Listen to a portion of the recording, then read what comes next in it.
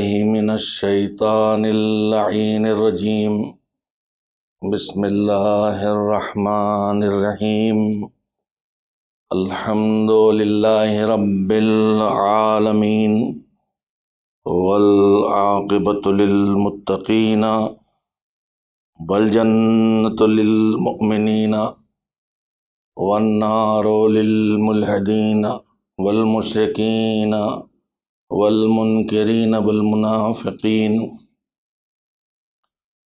والصلاة والسلام علی سید الانبیاء والمرسلین سیدنا ونبینا وشفیعنا ابی القاسم محمد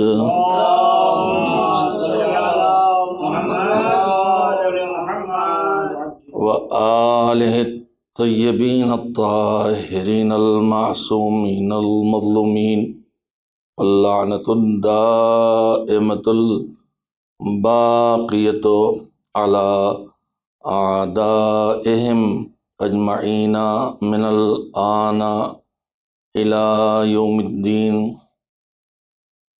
اما بعد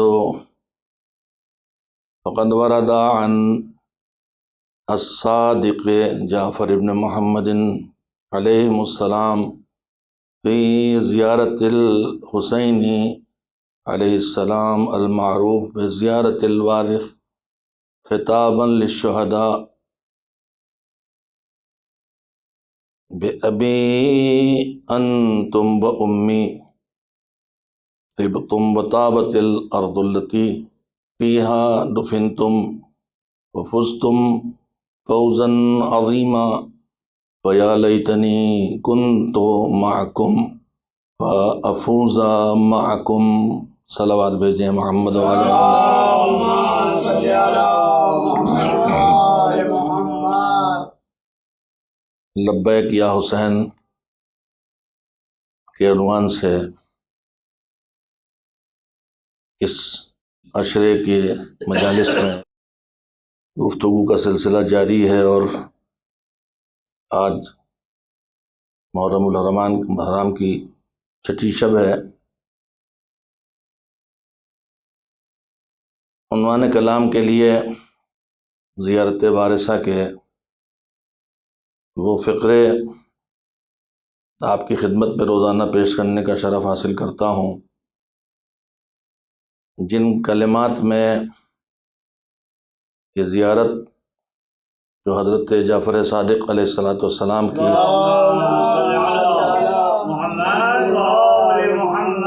سے موصول ہے، اس میں امام نے جملے فرمائے ہیں کہ اے شہدائے کربلا، آپ نے وہ کارنامہ کیا ہے، آپ نے وہ عظیم ذمہ داری نبھائی ہے، آپ نے وہ بڑا کام کیا ہے کہ آپ کے لیے میری زبان سے کلمات نکل رہے ہیں کہ میرے ماں باپ آپ پر فدا ہو جائیں، قربان میرے ماں باپ آپ پر۔ اور اس کارنامے کے نتیجے میں جو آپ نے عظمتیں حاصل کی ہیں، اور جن عظمتوں کی وجہ سے، جن کمالات اور صفات خیر کی وجہ سے آپ کو یہ شرف ملا ہے، اس سب نے آپ کو پاک و پاکیزہ بنا دیا، اور آپ ہی پاک و پاکیزہ نہیں ہوئے بلکہ وہ زمین بھی پاک ہو گئی جس میں آپ دفن کیے گئے۔ لفظ طیب سے یہ لفظ نکلا ہے، طبتم وطابت الارض التي فیہا دفنتم۔ مشکل ہے اردو میں اس کا ترجمہ کر دیا جانا، سوائے اس کے کہ ہم پاک و پاکیزہ کہہ لیں۔ میں چھوٹی سی بات عرض کرنا چاہتا ہوں کہ کلمات معصوم کی زبان کے ہیں، اور معصوم کی زبان سے گواہی ہے۔ پہلی بات تو یہی قابل توجہ ہے کہ کوئی معصوم اگر یہ کہے کہ میرے ماں باپ آپ پر فدا، اور وہ معصوم بھی وہ ہے جو خود فرزند معصوم ہو، تو اس سے عظمت کا احساس کیا جا سکتا ہے کہ جن کے لیے کہا جا رہا ہے وہ کتنے عظیم ہیں۔ اس کے بعد میں ایک لفظ میں یہ اپنے سامعین کو متوجہ کرنا چاہتا ہوں کہ اگر آیہ تطہیر طہارت محمد و آل محمد علیہ السلام کی ضمانت ہے، جو اللہ کی طرف سے قرآنی شکل میں آئی ہے، تو پھر یہ ان کی پاکیزگی اصحاب و انصار حسین کو جو طیب کا لفظ ملا ہے اور جو انہیں پاکیزگی کا شرف ملا ہے، اس کی گواہی بھی وہ امام دے رہا ہے، جو امام وہی کہتا ہے جو رسول کہے، اور وہ رسول وہی کہتا ہے جو اللہ کہے۔ بس فرق اتنا ہے کہ وہ بات اللہ کے الفاظ میں براہ راست ہے اور یہ بات امام کی زبان سے ہے۔ اور آپ ہم سب جانتے ہیں کہ پاک ہونا الگ چیز ہے، طیب و طاہر ہونا الگ چیز ہے۔ یہ صفتیں تو بہت جگہ ہوگی، لیکن دوسرے کو پاک کرنے کی صلاحیت دینا، پاک کر دینا، دوسرے کو بھی پاک کر دینا، یہ صلاحیت سب میں نہیں ہوتی۔ اللہ نے زمین میں بہت چیزیں پاک و پاکیزہ بنائی ہیں، لیکن ان میں سے چند ہی چیزیں ایسی ہیں جو دوسرے کو بھی پاک کر لیتی ہیں۔ پانی ہے، سورج ہے، اس طرح کی چیزیں ہیں کہ جو خود بھی پاک ہیں دوسرے کو بھی پاک کرتے ہیں۔ یہ کربلا والے ہیں کہ جن کے اندر اللہ نے اثر رکھا ہے کہ یہ خود بھی طیب ہیں، اور جس زمین میں دفن ہوئے وہ زمین بھی طیب ہو گئی۔ جیسے سید الشہداء کی خصوصی شرف ملا ہے کہ ان کا جسم مطہر جہاں دفن ہوا ہے، تو جیسے اللہ کے کلام کو اللہ نے شفا قرار دیا ہے، اسی طرح سے تربت حضرت سید الشہداء کو بھی شفا بنایا گیا۔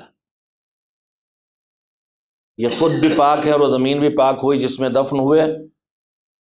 اور پھر اس کے بعد دوسرا اعلان ہے کہ جو ہدف لے کے آپ اٹھے تھے اس میں آپ کامیاب ہوئے ہیں، صرف کوشش ہی نہیں ہوئی آپ کی طرف سے بلکہ آپ کامیاب ہوئے ہیں۔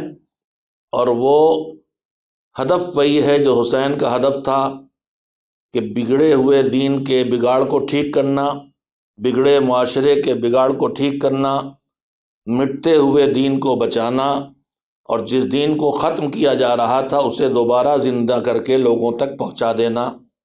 یہی کام سید الشہداء نے کیا، یہی کام ان کے انصار نے کیا۔ اور اس کے بعد مسلسل آپ حضرات کی خدمت میں عرض کر رہا ہوں کہ تمام اعمال میں، تمام اعمال خیر میں پروردگار عالم نے جو عزاداری کو اتنی اہمیت دی ہے، اس کے بقا، اس کے ادائیگی پر جو انتظام کیا ہے اس کا، اور جو اس کے انجام دینے والوں کو جو جزائیں جن کا میں مسلسل روز میں نے تذکرہ کیا ہے ملی ہیں، یہ ساری چیزیں بتاتی ہیں کہ اس کا کوئی بڑا مقصد ہے۔ اور وہ بڑا مقصد وہی ہے کہ کل جو کام حسین کی قربانی نے کیا تھا وہی کام آج حسین کی عزاداری کرے۔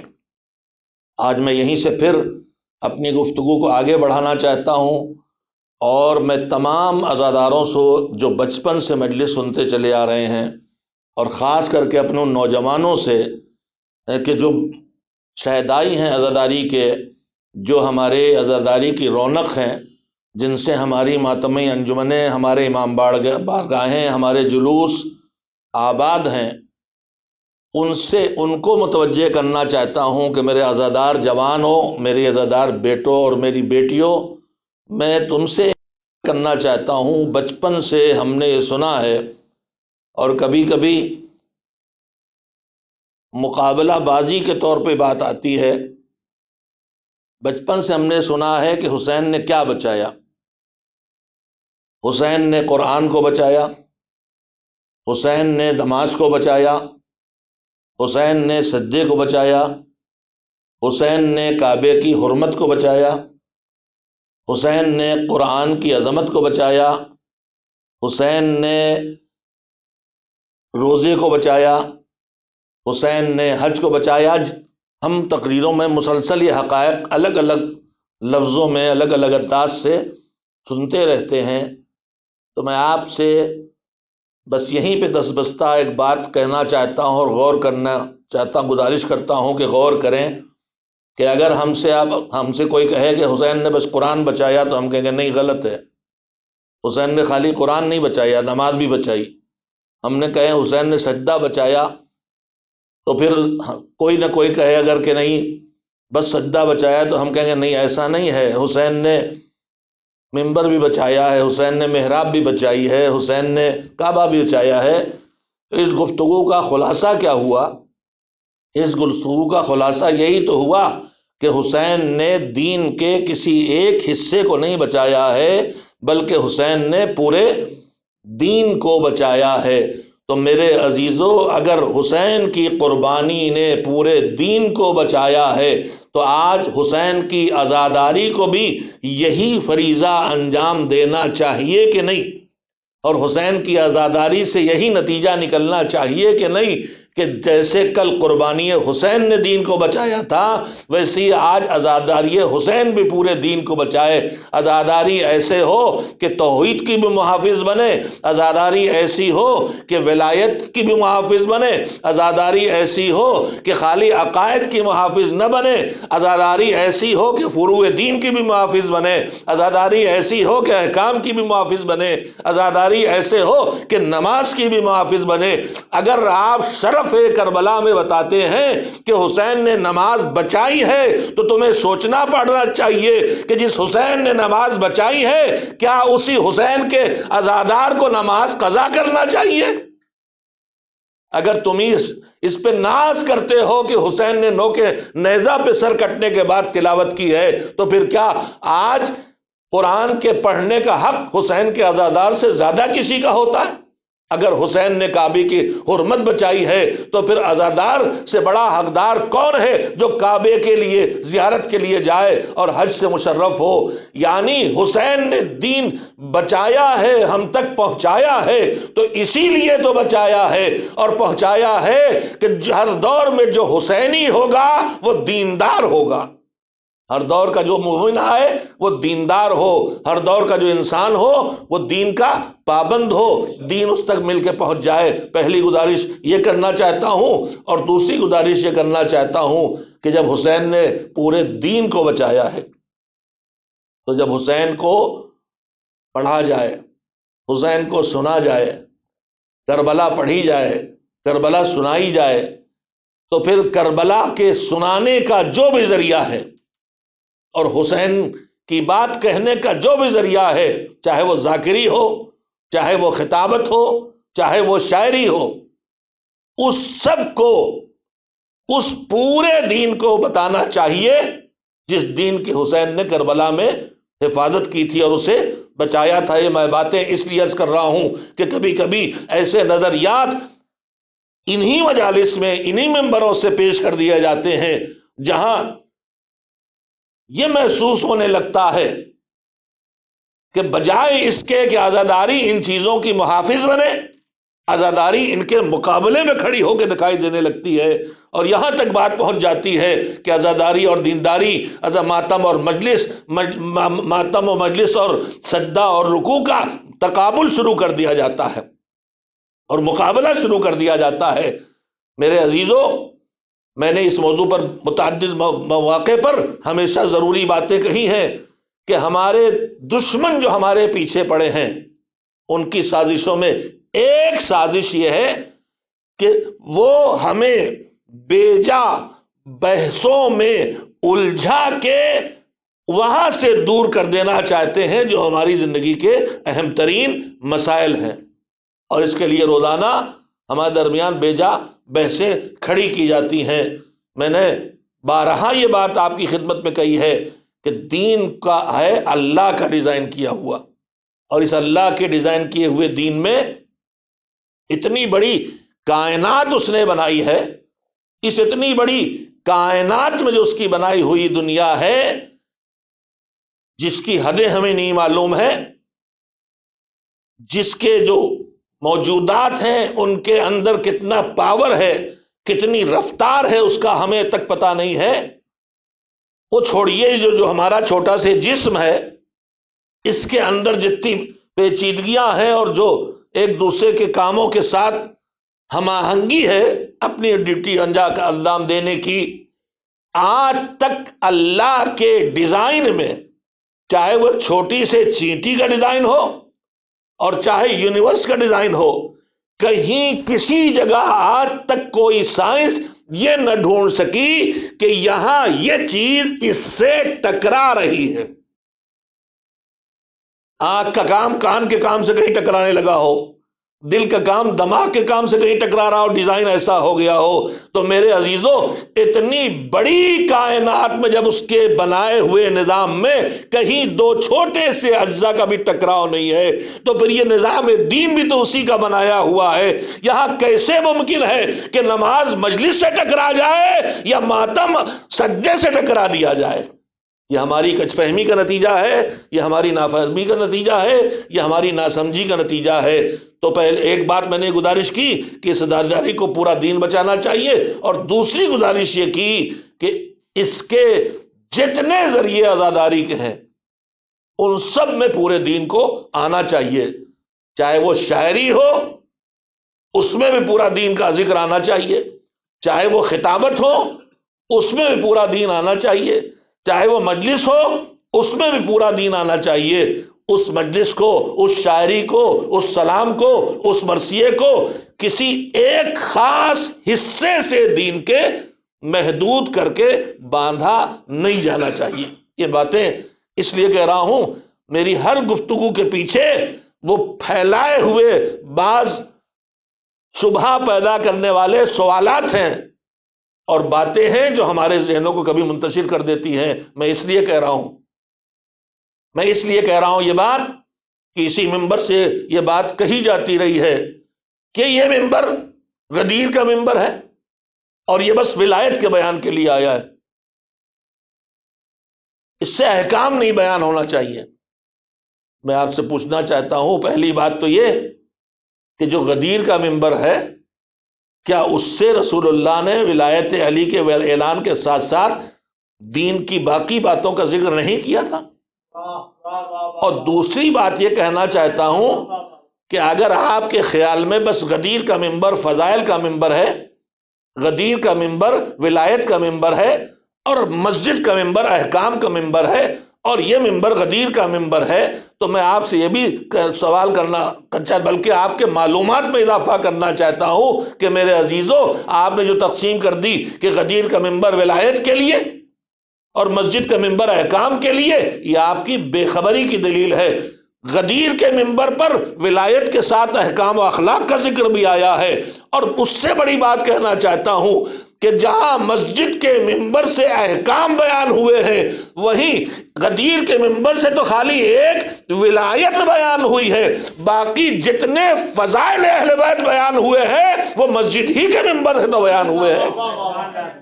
ایک صلوات بھیجیں محمد و آل محمد علیہ السلام پر۔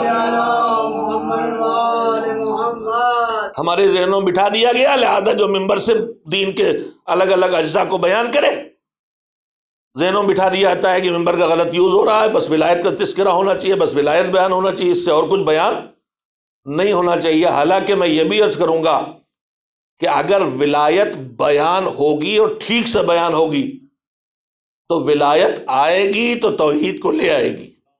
آپ ٹھیک ہے ولایت ہی بیان کیجئے، لیکن ولایت کو ٹھیک سے بیان کیجئے۔ ولایت آئے گی تو توحید لائے گی، ولایت آئے گی تو رسالت کو لائے گی، ولایت آئے گی تو قیامت تک پہنچائے گی، ولایت آئے گی تو سجدے میں سر جھکائے گی، اس لیے کہ ولایت آئے گی تو ولی وہ دکھائی دے گا جو حالت رکوع میں زکوٰۃ دیتا ہوا دکھائی دیتا ہے۔ ولایت آئے گی تو کعبے کے طواف کرائے گی، اس لیے کہ ولی وہ بنایا جاتا دکھائی دے گا جس نے کعبے میں اپنی آمد کے لیے ایک نیا دروازہ بنایا تھا۔ تو ولایت آئے گی تو مسجد سے جوڑے گی، اس لیے کہ مسجد میں اسی ولی کے سر پہ تلوار پڑی تھی، اس میں ضربت کھائی تھی، سجدہ کیا تھا۔ ولایت آئے گی تو کعبے سے جوڑے گی، ولایت آئے گی تو ممبر سے جوڑے گی، اس لیے کہ اسی ممبر سے رسالت نے ولایت کو ہاتھوں پہ اٹھا کے دنیا کے سامنے پیش کیا تھا۔ ولایت آئے گی تو دین سے دور نہیں کرے گی، ولایت آئے گی تو دین سے جوڑتی جائے گی، ولایت آئے گی تو زکوٰۃ نکالنے کی راہ پہ ڈالے گی، اس لیے کہ جو ولی بنایا گیا اس نے عالم نماز میں زکوٰۃ دی تھی۔ ولایت آئے گی تو نمازی بنائے گی، رکوع کرنے والا بنائے گی، اس لیے کہ اس ولی نے عالم رکوع میں زکوٰۃ دی تھی۔ تو ولایت کو احکام سے الگ کیسے کر لو گے؟ یہ عجیب و غریب سوچ ہے کہ فضیلت الگ ہے اور تبلیغ الگ ہے۔ یہ عجیب و غریب سوچ ہے کہ فضیلت الگ ہے اور اللہ کے احکام الگ ہیں۔ فضیلت الگ ہے، ہدایت الگ ہے۔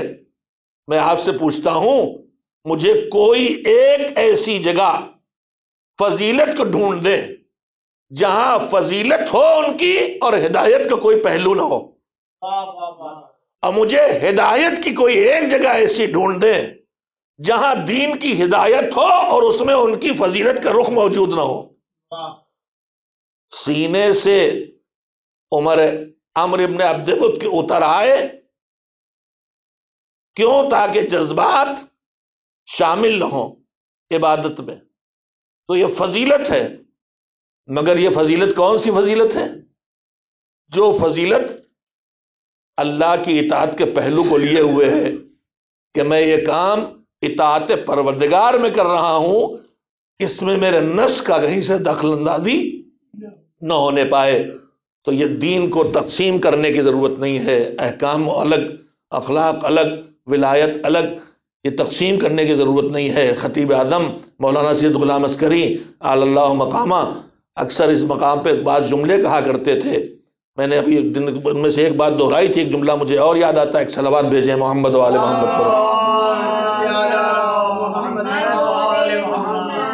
اللہ نے اہل بیت علیہ السلام سے محبت کا مطالبہ کیا، محبت کا مطالبہ کیا، حکم نہیں دیا، سوال کیا گیا، قل لا اسألکم علیہ اجرا۔ یہ آرڈر نہیں آیا کہ اللہ کہہ رہا ہے کہ رسول کہہ دیجیے کہ تم اہل بیت سے محبت کرو۔ سوال کیا گیا کہ کچھ نہیں چاہیے، بس اہل بیت سے محبت چاہیے، اس لیے کہ میں جملے بار بار کہہ چکا ہوں کہ نہ طاقت کے زور پر کسی کے دل میں کسی کی محبت پیدا کی جا سکتی ہے، اور نہ طاقت کے زور پر محبت چھینی جا سکتی ہے، اور نہ طاقت کے زور پر کسی دل میں دشمنی پیدا کی جا سکتی ہے، اور نہ طاقت کے زور پر کسی کے دل سے دشمنی کو نکالا جا سکتا ہے۔ وہ محبت دی اس نے، ان کو ایسا بنایا کہ ہم ان سے محبت کریں۔ محبت ان سے ہونا ایک فطری انسانی فطرت ہے۔ وہ مسلمان نہ ہو، خالی اب کردار آپ اس کے سامنے پیش کر دیں کہ کیسا کردار جو علم کی دنیا میں جاتا ہے تو اس سے اوپر کوئی نہیں دکھائی دیتا، ایسا کردار کہ جو راتوں میں اللہ کے سامنے آتا ہے تو خوف خدا سے پیر کانپتے ہیں، لیکن میدان جنگ میں کھڑا ہوتا ہے تو اس سے بڑا بہادر کوئی نہیں۔ ایسا کردار، ایسا انسان کہ جو خود بھوکا رہ سکتا ہے لیکن کسی بھوکے کی بھوک کو برداشت نہیں کر سکتا، اس کردار کو آپ پیش کریں، چاہے وہ مسلمان نہ ہو، تو دل خود بخود ادھر جھکے گا، اس لیے کہ یہ انسان کمال دوست ہے، اور یہ انسان اللہ نے اس کے اندر فطرت رکھی ہے کہ خوبیوں کو، کمالات کو پسند کرتا ہے۔ تو اللہ نے محبت رکھی، ان کو کمالات دیے، ہم جتنی معرفت ان کی پیدا کریں گے اتنی محبت بڑھے گی۔ یہ محبت ہمیں اس لیے ملی تھی کہ جب ہم دیکھیں کہ وہ ساری ساری رات مصلی پہ کھڑے رہ کے تکبیریں کہتے ہیں، تو ہم کم سے کم مغرب اور عشاء کی نماز تو پڑھ لیں۔ جب ہم دیکھیں کہ وہ برستے ہوئے تیروں میں مصلی بچھا دیتے ہیں، تو ہم کم سے کم مسجد کے پرسکون ماحول کے نمازی تو بن جائیں۔ جب ہماری نگاہیں دیکھیں کہ وہ 20 حج سواری کے ہوتے ہوئے عظمت پروردگار کے اعلان و احترام کے لیے پیادہ 20 حج کرتے ہیں، تو ہم زندگی کی ساری سہولتوں کے فراہم ہوتے ہوئے کم سے کم ایک واجب حج کر لیں۔ جب ہم یہ دیکھیں کہ ان کے در پہ اگر کوئی آ جاتا ہے تو گھر میں بھوک برداشت کر لی جائے تو برداشت کر لی جائے، سائل کو خالی ہاتھ نہیں بھیجا جاتا، تو ہم کم سے کم اپنی زندگی کی ضرورتوں کو پورا کر کے جو بچے گا اس سے خمس تو نکال دیں گے۔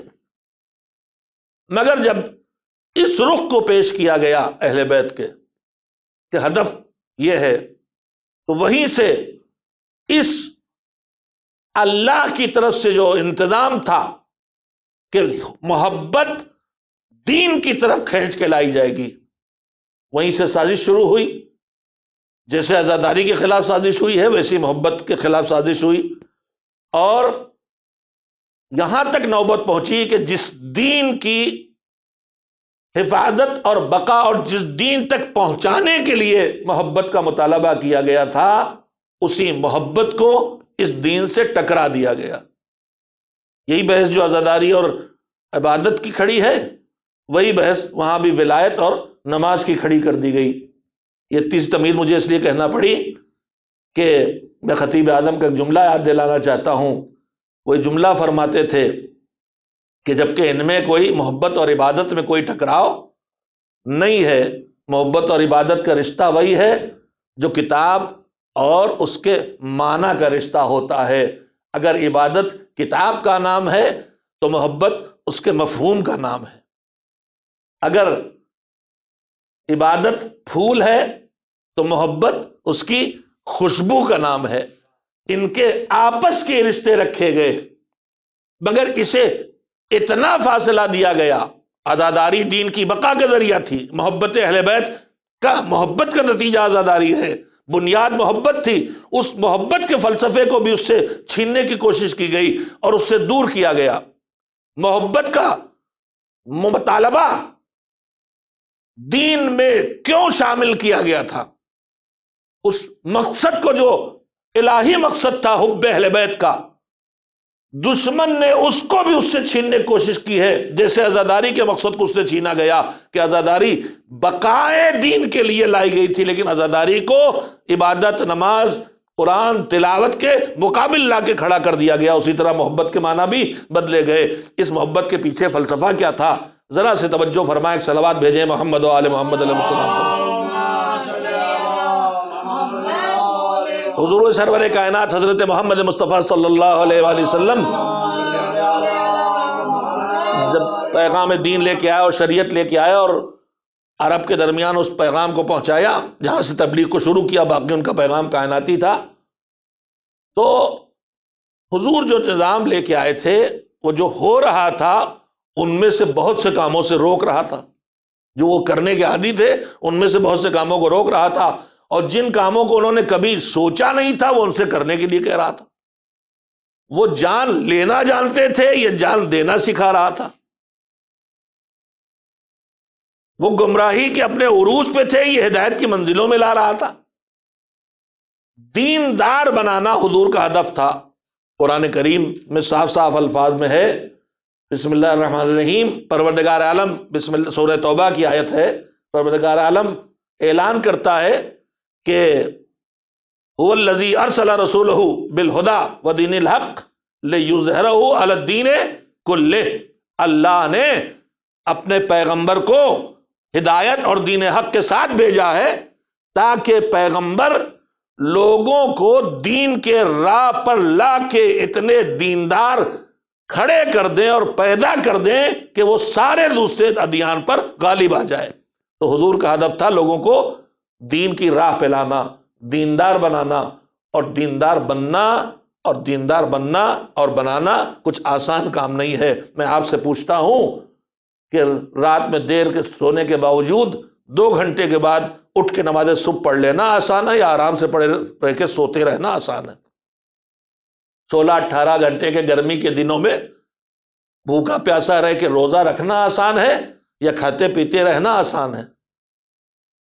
محنت کی کمائی سے مشکل سے قناعت کر کے کفایت شعاری کر کے جو بچا کے رکھا، اسے اپنے اکاؤنٹ میں رکھے رہنا آسان ہے یا اس میں سے 20% نکالنا آسان ہے؟ تو سیدھا سیدھا جواب ہے کہ یہ مشکل ہے، یعنی دینداری ایک مشکل ہے۔ اور ایک مثالیں دینے کے بجائے ایک جملے میں بات کہوں کہ دینداری نام ہے قانون کی پابندی کا، اور بے دینی نام ہے قانون شکنی کا۔ قانون شکنی آزادی محسوس ہوتی ہے، وہ آسان ہے، یا دینداری جو قانون کی پابندی ہے وہ آسان ہے؟ تو قانون کی پابندی مشکل چیز ہے، الگ بات ہے کہ نتائج اس کے خراب اس کے اچھے ہوتے ہیں، تو یہ مشکل کام حضور کو کرنا تھا کہ بے دین کو دینداری کی طرف لانا تھا، بے دین کو دینداری کی طرف لانا تھا۔ اس کے لیے حضور نے طریقہ کار کیا اپنایا جو اللہ سے ملا تھا، فطرت انسانی سے استفادہ کیا۔ اس فطرت انسانی سے استفادہ کیا کس طرح؟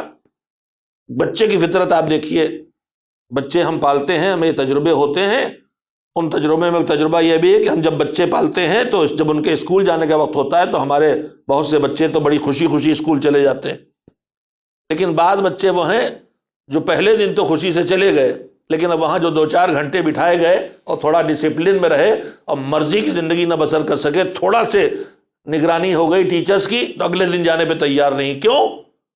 ان کی مرضی کی زندگی چھن رہی ہے، تھوڑا سے ان پہ قانون نافذ ہو رہا ہے۔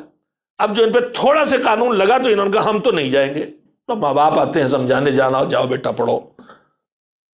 کیسے سمجھاتے ہیں؟ کہا تھا اچھا اچھا اچھا جاؤ جاؤ جاؤ، چلو گے تو آج تمہیں ہم وہ والی چاکلیٹ دلائیں گے جو روز مانگتا تھا اور روز جھوٹا وعدہ کرتے تھے، کہ آج وہ چاکلیٹ دلا دیں گے۔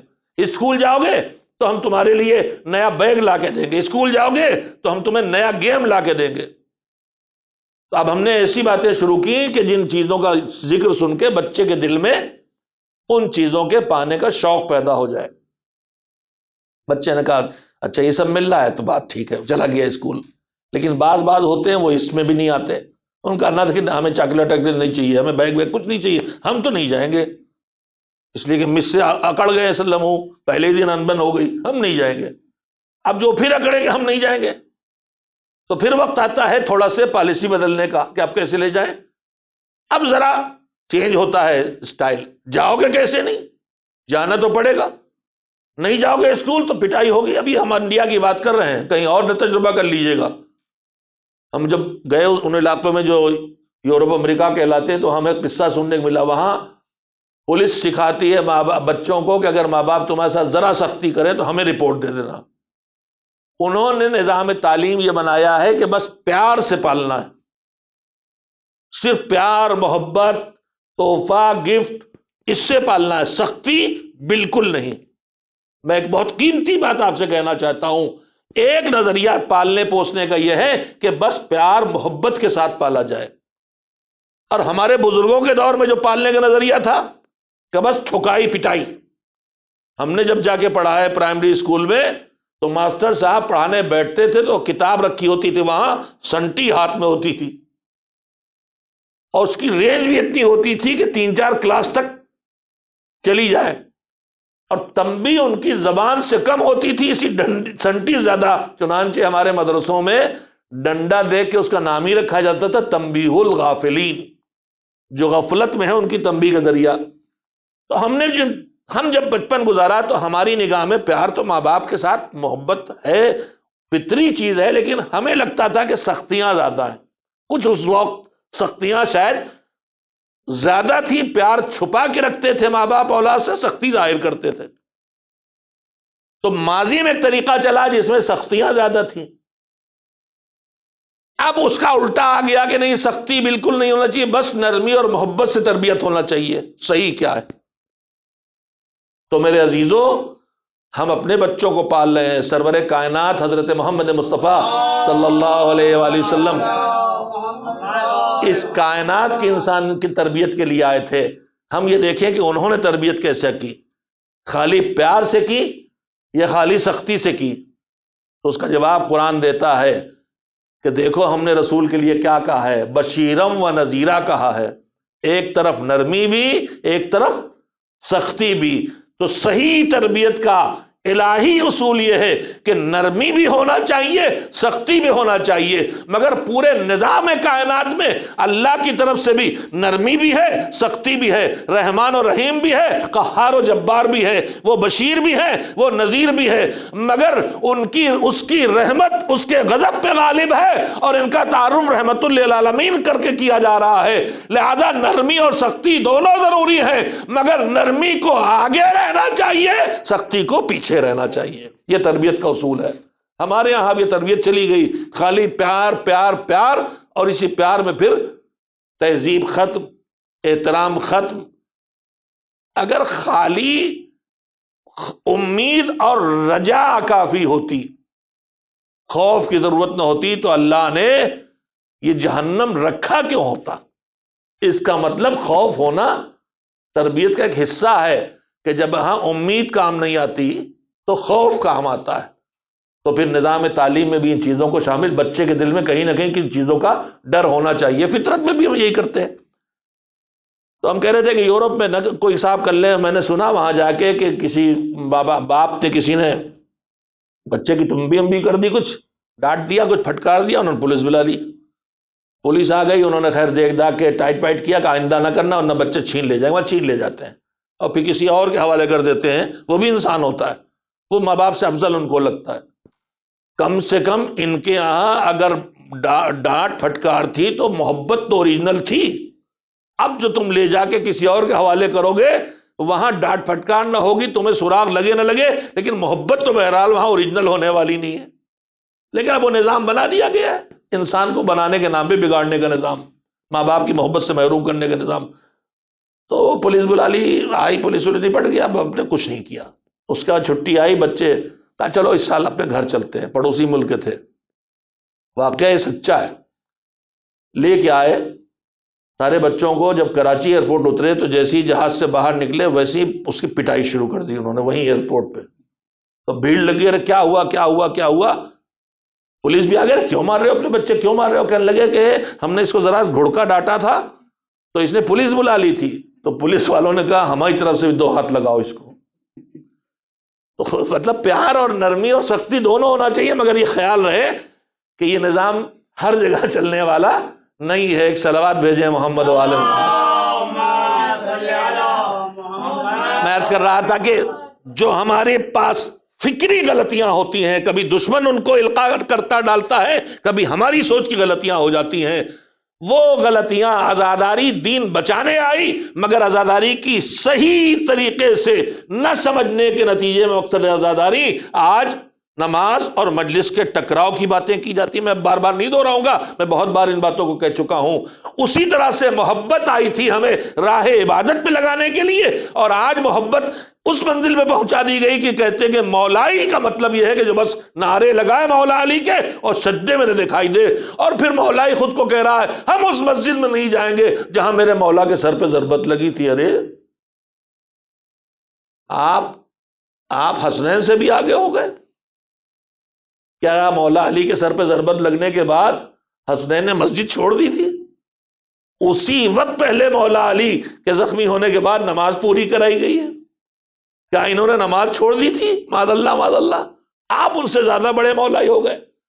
تو ٹکراؤ کی کیفیت پیدا کر دی گئی۔ میں عرض کرنا چاہتا تھا کہ اس جگہ پہ تھوڑا توجہ دیں کہ محبت عبادتوں سے ٹکرانے کے لیے نہیں آئی ہے، محبت عبادتوں کو بچانے اور پھیلانے کے لیے دی گئی، عبادت کے راہ پہ ڈالنے کے لیے دی گئی۔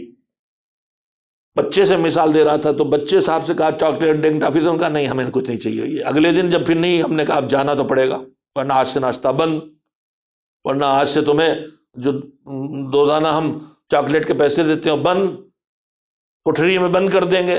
اب یہ میں اپنے دیہاتی مثالیں دے رہا ہوں، یہ کون سی باتیں میں کر رہا ہوں؟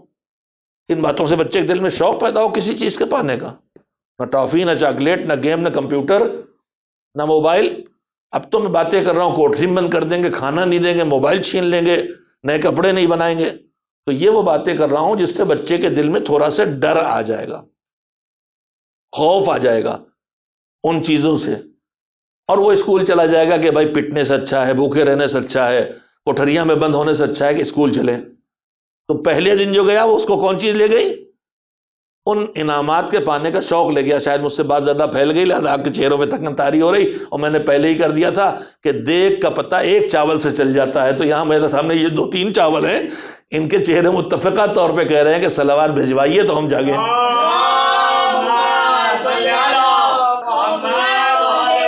میں جلدی سے بات کو ختم کروں۔ میرے عزیزوں، میں نے یہ بات چھیڑی کیوں ہے؟ بات اس لیے چھیڑی ہے کہ ایک گیند فٹ بال پانی میں آپ ڈالیں، اوپر آئے گی، آپ اسے دبا کے پاور ڈال کے نیچے کر دیے، رکا رہے گا، لیکن جیسے ہی آپ ہاتھ ہٹائیں گے اوپر آ جائے کہ نہیں؟ 100 بار آپ دبائیں چھوڑیں گے اوپر آ جائے گی۔ اب کب تک ہم یہ کریں؟ ہم نے کیا کیا کہ ایک سوئی پن ماری، ہوا نکال دی، اب وہ خود ہی نیچے بیٹھ گیا، ہمارا معاملہ ختم۔ تو میرے عزیزو، دشمن نے یہ جانا کہ انہیں لاکھ عزاداری سے روکو، مارو، کاٹو، کچھ کرو، یہ کریں گے ضرور، لہذا آپ طاقت لگا کے عزاداری سے روکنے کے بجائے عزاداری کو جو اس کا ہدف اور مقصد ہے اس سے ہٹا دیا جائے۔ یہ عزاداری آئی ہے دین بچانے کے لیے، مگر یہ سوچ بنا دی جائے کہ حسین نے تو قربانی بس اس لیے دی تھی کہ ہمیں نجات دلا دے، حسین نے تو قربانی بس اس لیے دی تھی کہ ان پر ہم گریہ کریں، اور ہم بس اسی لیے پیدا کیے گئے۔ تو جب گریہ ہی کرنے کے لیے پیدا کیے گئے ہیں اور عزاداری اس لیے آئی ہے، تو یہ وہی ہوا کہ عزاداری کے اندر جو دینداری کے طرف راہ پہ لے جانے کی طاقت تھی وہ اس سے چھین لی گئی۔ اب کوئی ضرورت نہیں ہے کہ ان کو مجلس ماتم سے روکو، وہ تو اس کی طاقت ہی ہم نے ان سے چھین لی۔ یہی برتاؤ محبت کے ساتھ کیا گیا۔ محبت اللہ نے رکھی تھی دیندار بنانے کے لیے۔ میں نے ابھی کہا ہے کہ جب دیکھو گے کا سارا سامان راہ خدا میں لٹا دیتے ہیں تو تم کم بچت کا 5واں حصہ تو نکالو گے۔ جب تم دیکھو گے 3 دن تک بھوکے رہ کے بھی روزہ اگلے دن رکھ لیتے ہیں جو ان پہ واجب بھی نہیں ہے، نظر تو ماں باپ نے کی تھی، بچوں نے نہیں کی تھی، تو کم سے کم تم افطاری کھا کے تو روزہ رکھو گے، مگر اسے بھی ٹکرا دیا گیا۔ میں فلسفہ محبت کو اس سے چھین لیا گیا۔ میں اس لیے میں نے مثال آپ کی خدمت میں دی کہ محبت کا ڈیمانڈ اور مطالبہ کیا کیوں گیا تھا۔ بچے سے کہا، پہلی بات کی انعام دینے کی، شوق پیدا ہوا۔ دوسری بات کی کچھ ایسی باتوں کو اس کے دل میں ڈر پیدا ہوا، خوف پیدا ہوا۔ مگر کچھ بڑے ڈھیٹ ہوتے ہیں ہمارے جیسے، انہوں نے کہا کہ آپ کوٹھریاں بند کریں، کب تک بند رکھیں گے؟ آپ کا دل خود ہی مسوسے گا، کھولیں گے۔ کہہ رہے ناشتہ نہیں دیں گے، تو ہمیں ناشتہ دیں گے تو کیا آپ کے منہ سے اترے گا؟ کب تک ناشتہ نہیں دیں گے تو ہم تو نہیں جاتے۔ اب کیا کریں؟ نہ شوق کام آ رہا ہے نہ خوف کام آ رہا، اب کریں تو کیا کریں؟ ایک آخری راہ بچتی، ماں باپ بیٹھتے، بیٹا چلے جاؤ اسکول، چلے جاؤ مدرسے، چلے جاؤ مکتب، پڑھ لو۔ نہیں پڑھو گے تو لوگ کہیں گے فلاں کا بیٹا جاہل ہے۔ پڑھ لو، نہیں پڑھو گے تو لوگ کہیں گے فلاں کا بیٹا مجڑ ہے، لوگ کہیں گے فلاں کا بیٹا گنوار ہے۔ اب میں کون سی باتیں کر رہا ہوں؟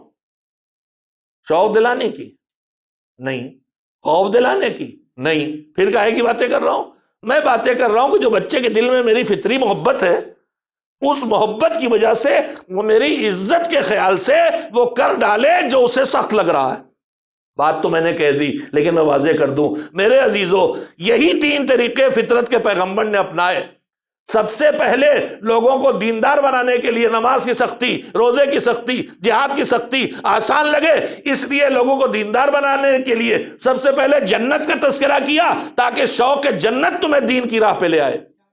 کچھ پہ اثر نہ پڑا تو جہنم کو پیش کیا، تاکہ جہنم کا خوف ہی صحیح تمہیں دیندار بنا دے۔ یا جنت کے شوق میں نماز پڑھو، یا جہنم کے ڈر میں نماز پڑھو، یا جنت کے شوق میں روزہ رکھو، یا جہنم کے ڈر میں روزہ رکھو، یا جنت کے شوق میں خمس نکالو، یا جہنم کے ڈر میں۔ لیکن کچھ ہمارے جیسے بے غیرت تھے، ان پہ کوئی اثر نہیں پڑا کہ ہو جائے پٹتے رہیں، کوئی بات نہیں، جہنم کہتے جہنم چلے جائیں گے۔ بے خبر ہیں، کہہ رہے ہیں اب راستہ کیا تھا؟ اچھا کچھ نہیں تو کم سے کم ہماری عزت کا خیال کرو۔ محبت کا مطالبہ کر دیا تاکہ ان کی محبت ہمیں مجبور کرے کہ ہم اس سے بچیں جو انہیں بدنام کرے، اور وہ کرے جو انہیں خوش کرے۔ یہ محبت ہمیں کھینچ کے دین کے راستے پہ لے آئے گی۔ ایک صلوات بھیجیں محمد و آل محمد علیہ وسلم۔ اسی لیے فکری انحراف پیدا کرنے کی کوشش کی جاتی ہے، اور اس وقت دشمن اسی سطح پہ سب سے تیز کام کر رہا ہے۔ فکری طور پر مسخ کر دیا جائے، فطری طور پر اس سے وہ چیزیں چھین لی جائیں کہ جو چیزیں جو فلسفہ اور جو ہدف ان چیزوں کا تھا۔ عزیزو، میں نے عرض کیا ہے کہ ہمارا موضوع لبیک یا حسین ہے۔ لبیک یا حسین کہنے کا مطلب ہی یہ ہوا کہ ہم وہ سب کرتے دکھائی دیں جو حسین کو اچھا لگتا ہے، اور ہم ان سب کاموں سے رک جائیں جو حسین کو ناپسند ہیں۔ جیسے جب ہم حج میں جا کے لبیک اللہم لبیک کہتے ہیں، اس کا مطلب یہ ہوتا ہے کہ مالک وہ سب کریں گے جو تو کہے گا۔ تو کہے گا خوشبو نہ لگاؤ، اچھی لگتی ہے، نہیں لگائیں گے۔ تو کہے گا خوشبودار چیزیں نہ کھاؤ، پسند ہے مجھے بریانی، نہیں کھائیں گے۔ تو کہے گا کہ 2 سلے کپڑے نہ پہنو، میرے پاس شاندار سوٹ ہی سوٹ پڑے ہوئے ہیں مگر نہیں پہنیں گے۔ تو جو کہے گا یہ نہ کرو، یہ نہ کرو، یہ نہ کرو، نہیں کریں گے۔ تو کہے گا صفا مروہ کے درمیان دوڑو، ہم پوچھیں گے نہیں کیوں دوڑیں گے۔ تو کہے گا جاؤ اس پتھر کو، اس دیوار کو جو پتھر کی جگہ بنا دی گئی، کنکری مارو، ماریں گے، نہیں پوچھیں گے کیوں۔ تو لبیک اللہم لبیک کا مطلب یہ کہ جو تو کہے گا وہ کریں گے، جس سے تو روک دے گا اس سے رک جائیں گے۔ لبیک یا حسین کا مطلب یہی تو ہے عزیزو، کہ جو آپ نے کیا وہ ہم بھی کریں گے، اور جو آپ کو اچھا لگے گا وہ ہم انجام دیں گے، اور جس چیز کو آپ ناپسند کریں گے اسے بھی ہم پسند نہیں کریں گے۔ لہذا عزاداری کا صحیح نتیجہ ہوگا دینداری، اور محبت اہل بیت کا صحیح نتیجہ نکلے گا عبادت کی راہ پہ آنا۔ بس میں بات کو ختم کروں اپنے نوجوانوں کی الجھن کو ختم کرتے ہوئے جو ان کے ذہنوں پیدا کی گئی کہ اچھا اگر ہمیں بھی یہی سب نماز روزہ کرنا ہے، عزادار ہو کے بھی، مولائی ہو کے بھی، اور یہی دین کی پابندی کرنا ہے، اور نہ کریں تو جہنم کی سزا کا امکان ہمارے لیے بھی ہے، اور نہ کریں تو جنت جائیں ضروری نہیں ہے، تو پھر یہ محبت کر کے ہم نے پایا کیا؟ جیسے سب ویسے ہم، ان کو بھی وہی سب کرنا، ہم کو بھی وہی سب کرنا، ہم نے پایا کیا؟ بس جلدی سن لیں، اگرچہ تھوڑی سے روایت تھوڑی سی بڑی ہے لیکن بہت قیمتی ہے، اس لیے مربوط ہے، اس لیے سنانا چاہوں گا۔ ہم نے کہا ہے پایا، سنیے، نماز بھی پڑھنا ہے، روزہ بھی رکھنا ہے، پابندی دین بھی کرنا ہے، گناہ پہ سزا بھی مل سکتی ہے، عزاداری کے ساتھ بھی، محبت کے ساتھ۔ تو پھر اس سے ہم نے پایا کیا؟ روایت ہے کہ چھٹے امام حضرت جعفر صادق علیہ السلام کی خدمت میں ایک شخص آیا اور اس نے کہا کہ میں نے آج کل ایک جملہ سنا ہے، آپ سے منسوب لوگ کہتے ہیں، میں آپ سے پوچھنا چاہتا ہوں کہ کیا یہ بات آپ نے کہی ہے؟ جب کوئی اس طرح کوئی پوچھے آگے کہ کیا یہ بات آپ نے کہی ہے، تو لہجہ ہی بتاتا ہے کہ پوچھنے والے کو لگ رہا کہ یہ بات یہ نہیں کہہ سکتے۔ آپ مجھ سے آ کے مولانا لوگ کہہ رہے ہیں آپ نے مجلس میں یہ پڑھا ہے، کیا آپ نے واقعی پڑھا ہے؟ تو اس سے لگتا ہے مطلب یہ ہوگا کہ آپ کو لگ رہا کہ ایسا نہیں ہونا چاہیے۔ تو اسے کہتا ہے امام سے، مولا آپ نے یہ بات کہی؟ تو امام نے کہ کیا بات؟ کہ لوگ کہتے ہیں کہ آپ نے کہا ہے کہ اذا عرفت فاعمل ما شئت، امام کو پہچانو اور پھر جو جی چاہے کرو، آپ نے کہا ہے۔ اس کا سوال بتا رہا تھا کہ اسے لگ رہا کہ امام ایسی بات نہیں کریں گے کہ ہمیں پہچانو پھر جو جی چاہے کرو۔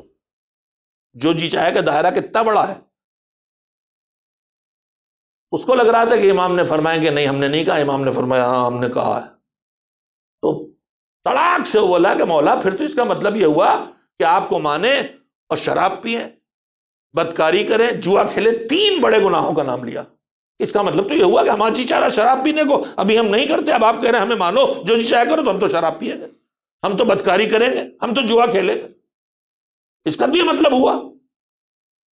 تو امام نے فرمایا انا للہ و انا الیہ راجعون، حیات حیات حیات۔ اس کے بعد جو بات عرض کرتا ہوں، لیکن میں آپ سے پوچھتا ہوں، تو اس کا یہ کہتے ہی کہ اس کا مطلب ہوا کہ ہم جوا کھیلیں، شراب پئیں، بدکاری کریں، اس پر امام کا یہ فقرہ انا للہ کہنا یہ کیا سمجھا رہا ہے؟ میں آپ سے پوچھتا ہوں کہ انا للہ و انا الیہ راجعون کا جملہ ہمیں کب سکھایا گیا کہنے کے لیے؟ جب کوئی بڑی مصیبت پڑے یا کسی کی مومن کی موت کی خبر آئے۔ موت کی خبر پہ ہے نا، مولا یہاں کون مر گیا، یہاں کس کی موت ہو گئی؟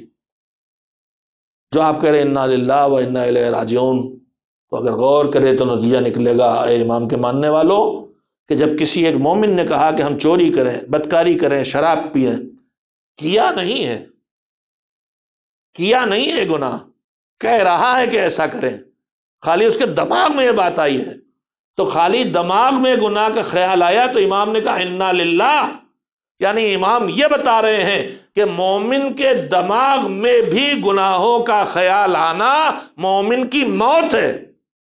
امام نے کہا انا للہ، گناہ کی بدکاری چوری شراب کی بات کرو، انا للہ، حیات حیات حیات، ایسا کیسی بات ہے یہ؟ کیا تباہی ہے، کیا بربادی، افسوس افسوس افسوس۔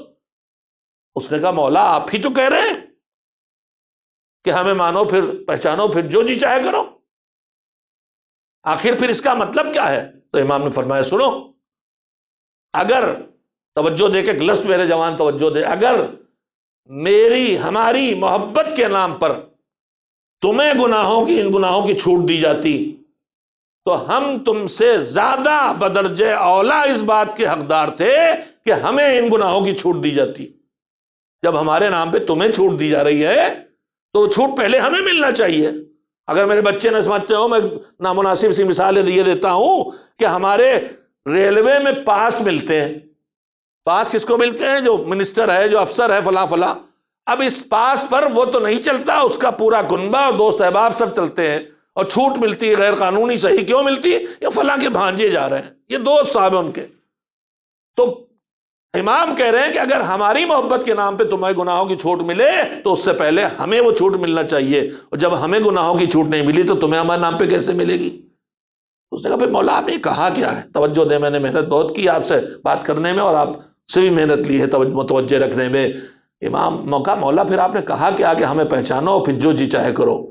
تو امام نے کہا ہم نے یہ نہیں کہا ہے تم سے کہ ہمیں پہچانو اور پھر جو گناہ جی چاہے کرو، ہم نے یہ نہیں کہا ہے کہ جو پہچانو پھر جو برائی جی چاہے کرو، ہم نے یہ کہا ہے کہ ہمیں پہچانو، ہماری معرفت حاصل کرو، اس کے بعد جو نیکی جی چاہے کرو، وہ نیکی تمہیں فائدہ پہنچائے گی۔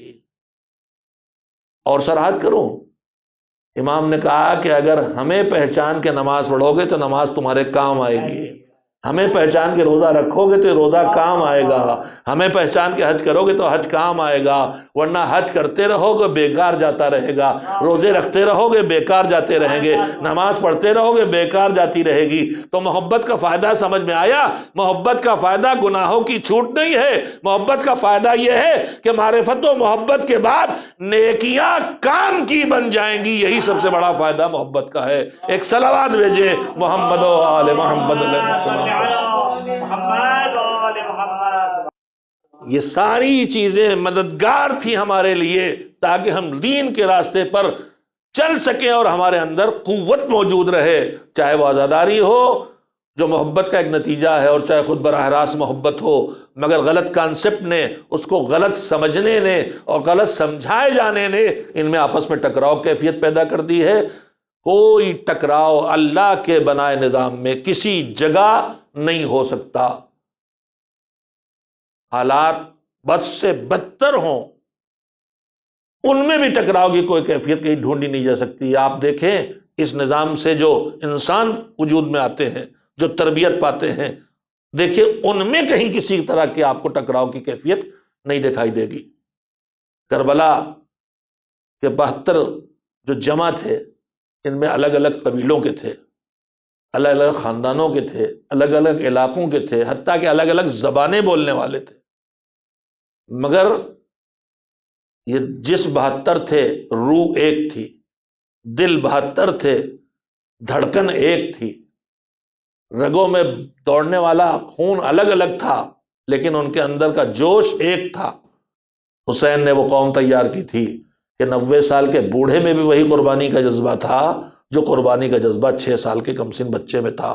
آج 6 محرم کی شب لگ گئی عزیزوں، اس سے پہلے کی مجلس میں نے سب سے کم سن شہید کا تذکرہ کیا تھا، یعنی حسین کا 6 مہینے کا لال اصغر جو پیاسا شہید ہو گیا۔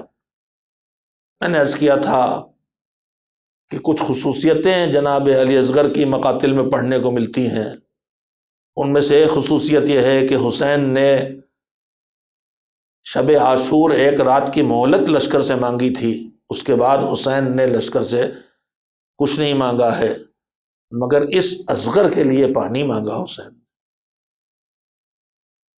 روایت یہ بھی کہتی ہے کہ حسین سب کی لاشیں لا کے رکھی ہیں، کسی کی قبر نہیں بنائی، مگر یہ ایک اکلوتا شہید ہے جس کی اپنے ہاتھوں سے باپ نے قبر کھود کے دفنایا ہے۔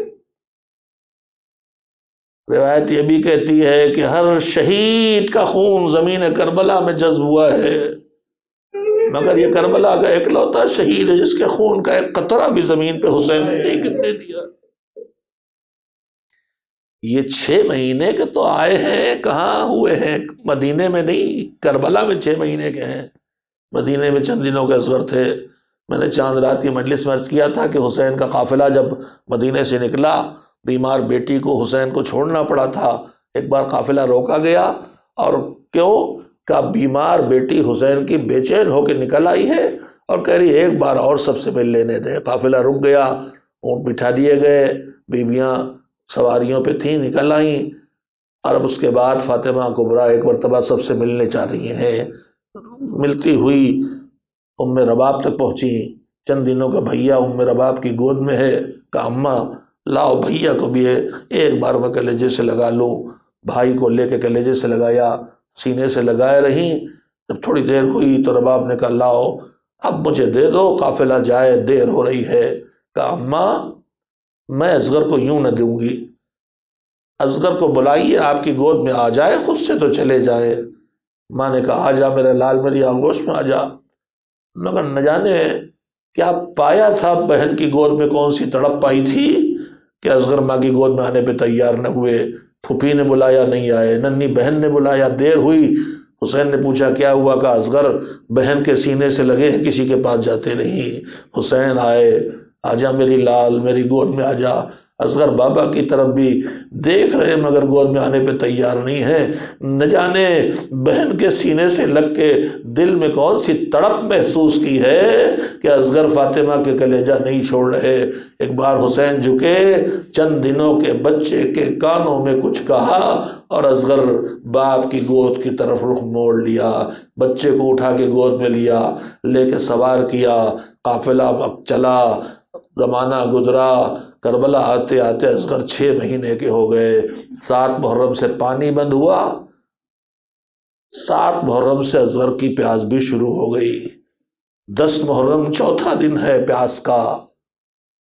7 محرم کی صبح بچے پیاسے تھے، اتنے کہ جناب زہیر گئے تھے پانی لانے، نہ لا سکے، مگر جناب زہیر نے کہا تھا میں نے حسین کے خیموں میں بچے دیکھے ہیں، یہ بچے پیاسے ہیں، ان بچوں کو اگر پانی نہ ملا تو یہ بچے پیاس سے مر جائیں گے۔ سوچو جو بچے صبح اتنا پیاسے تھے وہ 7 محرم کی شام تک کتنے پیاسے ہوئے، وہ 8 کو کتنے پیاسے ہوئے، ان کی پیاس 10 کو کہاں پہنچی۔ میں نے ابھی پچھلی مجلس میں کہا تھا کہ حسین نے بچے کو لے جا کے کہا تھا دیکھو یہ حرارت آتش سے یتلظا، ارے یہ ویسے اپنے ہونٹوں کو ہلا رہا ہے کہ جیسے پانی سے مچھلی نکال کے زمین پہ ڈال دی جائے تو تڑپنے کے بعد جب اس کے بدن میں طاقت نہیں رہ جاتی تو خالی اپنے ہونٹوں کو حرکت دیتی ہے۔ ہاں اصغر سے حسین نے کیا کہا تھا یہ پتہ تب چلا جب لاش اکبر کو لا کے حسین مقتل میں گئے اور حل من ناصرین ینصرنا کی صدا بلند کی۔ خیموں سے آواز بیبیوں کے گریے کی اتنی اٹھی کہ حسین تک پہنچی، پلٹ کے آئے کہ اب کوئی خیمے میں تسلی دینے والا نہیں، چلو ایک بار پھر دے سالہ سا دے۔ کیا بات ہے، اتنا گریا کیوں؟ کہ بھیا اصغر غش میں پڑے تھے، دم نہیں ان کے بدن میں، مگر تمہاری آواز سن کے ہوش میں آ گئے اور تڑپ کے جھولے سے گرا دیا۔ جتنی طاقت اس بچے میں ہے میدان جہاد پہ جانے کے لیے لگا رہا ہے۔ ارے عصر عاشور جب باپ بیٹے سے رخصت ہونے آیا تھا، کونیاں ٹیک کے سید سجاد نے اٹھنا تھا، ہاتھ نہ اٹھ سکے تھے۔ اصغر کہہ رہے ہیں میرا بابا بلا رہا ہے، میں ابھی چلنے کے لائق نہیں ہوں، مگر جھولے سے گر کے بتایا بابا میں مدد کے لیے حاضر ہوں۔ حسین سمجھ گئے، لے کے چلے۔ اب آیا عزادارو، ارے کیا کہا تھا حسین نے مدینے میں؟ کہا تھا بیٹا ٹھیک ہے رک جاؤ، لیکن جب شہید ہو جائیں گے سب اور تمہارا باپ اکیلا رہے گا اور حل من ناصرین کی صدا بلند کرے گا تو کون لبیک کہے گا؟ اصغر حسین کی گود میں آئے، اصغر کو حسین لے کے آئے، پانی مانگا، پانی نہ ملا، کہا بیٹا تو بھی تو حجت خدا کا بیٹا ہے نا، اپنے باپ کی بات ذرا ان تک پہنچا دے۔ اصغر نے پوری طاقت لگا کے ہمک کے لشکر یزید کی طرف دیکھا، سوکھے ہوئے ہونٹوں پر، پپڑائے ہوئے ہونٹوں پر سوکھی زبان پھیری، تبسم اصغر لبوں میں تھا، حرملہ کا تیر چلا۔ ارے روایت کے فقرے کہتے ہیں فَانْقَلَبَ الصَّبِيُّ عَلَى يَدَيْ أَبِيهِ، بچے کا رخ لشکر کی طرف تھا، مگر تیر کے وار نے بچے کو حسین کے سینے کی طرف پلٹ دیا، گلا کاٹ کے حسین کے بازو میں تیر پیوست ہو گیا۔ ارے حسین نے اکبر کے گلیجے سے برچھی نکالی تو دونوں ہاتھ تھے خالی، مگر اب جب امتحان ہے، ہاتھ میں بچے کی لاش ہے، تیر بازو میں پیوست ہے اور خون چلو میں بھرنا ہے، زمین پہ نہ گرنے پائے ورنہ دانا نہیں اگے گا۔ چلو میں خون بھر کے چہرے پہ ملا، ہاتھ سے تیر کو کھینچا، بچے نے باپ کے دل سامنے ہاتھوں میں دم توڑا۔ اب یہاں سے روایات کے دو فقرے ہیں، ایک روایت کہتی ہے کہ لے کے خیموں تک سیدھے چلے گئے، مگر میں نے روایت پڑھی اس طرح سے کہ ایک مرتبہ حسین جب لاش لے کے چلے رکے، انا للہ کے پیچھے ہٹے، پھر ہمت بڑھی رضا بقضائی کے پھر آگے بڑھے۔ ارے رباب دروازے پہ کھڑی انتظار کر رہی کیسے سامنے جائیں، حسین نے فیصلہ لیا۔ دوسری روایت یہ کہتی ہے کہ اگر میں اس بچے کو وہاں لے کے گیا تو بچے کی اس کیفیت کو دیکھ کے ماں کیسے برداشت کرے گی، اور مجھے بھی جانا ہے، ان بیویوں کو کون سنبھالے گا، لہذا حسین خیموں کی پشت پہ آئے، ذوالفقار سے ننھی سی قبر کھودی، مجاہد ننھے مجاہد کی لاش اٹھا کے زمین میں رکھی۔ ارے شریعت کہتی ہے جب کوئی رحم تو بے اندر دفن کیا جائے تو سگے رشتہ دار اپنے ہاتھوں سے مٹی نہ دے، یہ سخت کام اس سے نہ لو، مگر یہاں کون ہے جو آ کے اس میں مٹی ڈالے؟ عباس بازو کٹا کے سو گئے، زہیر بھی تھے، مسلم بھی تھے، دوست کم نہ تھے، مگر سب سو رہے۔ باپ نے بیٹے کے جنازے کو مٹی سے دفنایا، کھڑے ہو گئے، ننھی سی قبر کھود کے اصغر کو گاڑ کے شبیر اٹھ کھڑے ہوئے، دامن کو جھاڑ کے۔ ارے حسین نے دفنایا تھا کہ شاید بچے پہ رحم کھا جائیں، مگر ظالموں نے عصر عاشور کے بعد نیزے کی انیاں چبو چبو کے ننھی لاش کو نکالا، سر کاٹا گیا، نو کے نیزہ پر ماں کی نگاہوں کے سامنے کوفے کربلا سے کوفے، کوفے سے شام تک پھرایا گیا۔